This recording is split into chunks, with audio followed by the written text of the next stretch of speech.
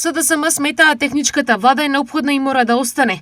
Во спротивно, укинувањето значи директен удар врз можноста за фери демократски избори. ВМРО ДПМНЕ реагираа за обвинувањата за криминал, партизација и корупција, повикувајќи ги СДСМ да им се јават на своите суди и обвинители, во спротивно да се извинат. Техничката влада мора да остане. Таа е единствената шанса, единствениот обид за некакви минимални услови за фер избори. Актуелната власт на тендер коалицијата ДПМН знам ги злоупотребува институциите и државните ресурси за партиски и криминални цели. Воспоставена е целосна контрола на обвинителството, се врши притисок врз судскиот совет, се носат измени на кривичниот закон за спас на актуелни функционери, се партизира и се злоупотребува полицијата. Се носат резолуции со кои практично се укинува слободата на говор на опозицијата.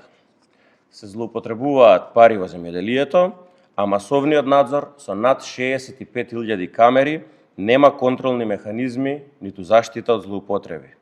Ако Социјалдемократскиот сојуз се сомнева за некако вид на криминал или корупција, нека се јават на невинните суди и обвинители. Тие веднаш ќе им помогнат, ако нема да се извинат за ширење на манипулации и невистини. Социјалдемократскиот сојуз повторно растура пердови во јавноста со цел да прикаже некаква поврзаност на ВМРО ДПМНЕ со некакви фирми да шири лаги и манипулации.